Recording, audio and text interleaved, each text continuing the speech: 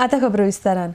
पंतप्रधान नरेंद्र मोदी आणि मुखेलमंत्री पर्रीकारान मोपा विमानतळ प्रकल्पाचो फक्त शिलान्यास बसयल्लो ना तर प्रत्यक्षान कामाक सुरवात केल्या. राज्याचे चारूय वाटांनी उदरगतीक मोपा विमानतळाचो व्हड वांटो आसा. दिल्ल्या काळा भितर काम पुराय करून विमानतळार कार्गो विमान सेवा सुरू करतले म्हण माहिती केंद्रीय नागरी उडाण मंत्री सुरेश प्रभू हांच्यांनी दिल्या. RDX Goa bureau report. माझी इतलीच मागणी हा या एअरपोर्टा वयल्यान. ह्या एअरपोर्टाचेर आमच्या पेडणेकारांनी खूब कश्ट घेतला. लँड एक्विजिशन कमीत कमी 88 lakhs आमी एक्वायर केल्ली आहात. लोकांनी साथ दिल्या आणि सपोर्ट केला ह्या एअरपोर्टाक. आणि तेंच्यांनी एकच धंय धरला की हेजे भितरल्यान जितली रोजगार मेळटले, एम्प्लॉयमेंट मेळटले ते आमकां मेळटले म्हणून. आणि त्या आदाराचेर सगळो एकवट जाल्लो आहा ह्या तालुक्या भितरलो. आणि हांवें मागला तेंच्या कडेन की जाता तितलो एम्प्लॉयमेंट मागला अशें न्ही, हक्कान सांगलां तेंकां जाता तितलो एम्प्लॉयमेंट आमकां मेळपा जाय हांगा, गोंयकारांक मेळपा जाय. जे लँड लुजर आहा तांकां पयलीं प्रिफरन्स, दुसरे ते पंचायत लेवलाचे आहात तांकां दुसरें प्रिफरन्स, जे लँड लुजर आहा ते सायडीन. आनी मतदारसंघात तिसरे प्रिफरन्स मेळपा जाय. तशेंच पेडणे तालुक्यान मेळपा जाय, मागीर गोंयच्या लोकांक.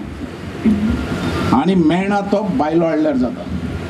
तशा रितीन आमी ऑलरेडी तांकां सांगलेलें आहा, तेंच्यांनी एग्रीड जाल्लें आहा. म्हयन्यान आमकां रिपोर्टूय दिता म्हटलां.